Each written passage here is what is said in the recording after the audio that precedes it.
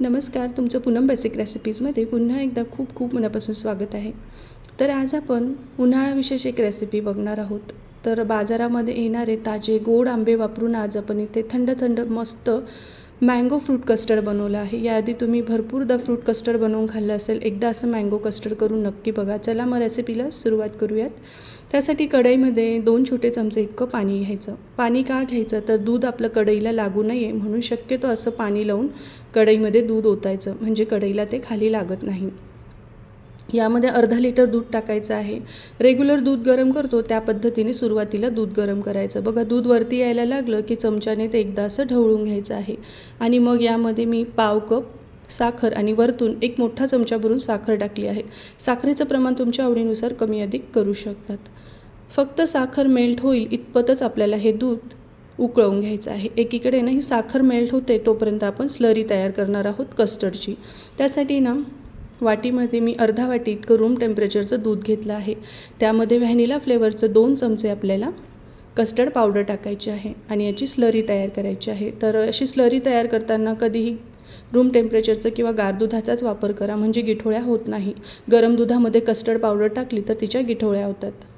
एकीकडे बघा, दुधातली पूर्ण साखरसुद्धा मेल्ट झालेली आहे. आता जी स्लरी आपण तयार केली होती ती पुन्हा एकदा ढवळून घ्यायची आहे, कारण बऱ्याचदा हे कस्टर्ड पावडर तळाला जाऊन बसते वाटीच्या.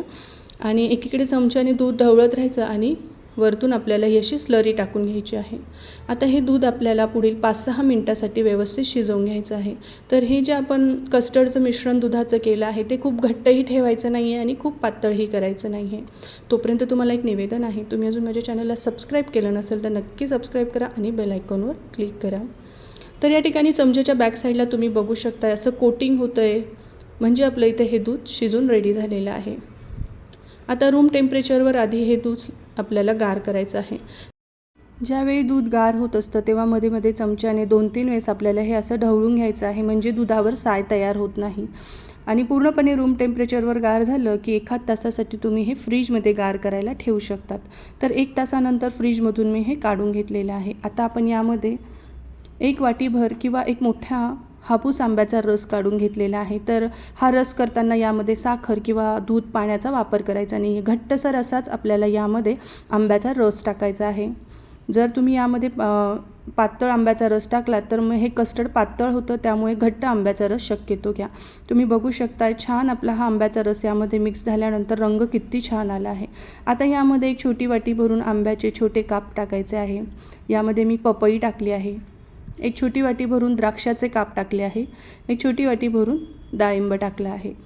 त्याचबरोबर सफरचंद टाकायचं आहे आणि थोडे ड्रायफ्रूट्स टाकायचे आहे. एक मोठा चमचा बदामाचे काप, एक मोठा चमचा काजूचे काप, एक मोठा चमचा भरून मी यामध्ये पिस्त्याचे काप टाकले आहे.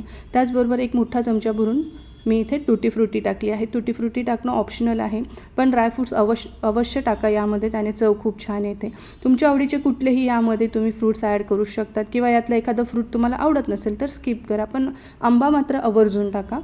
आता बघा, हे छान थंड थंड कस्टर्ड आपल्याला सर्व करायचं आहे. सर्व करताना असं बाउलमध्ये ते द्यायचं आणि वरतून पुन्हा थोडेसे ड्रायफ्रूट्स आणि फ्रूट टाकून सर्व करायचं आहे.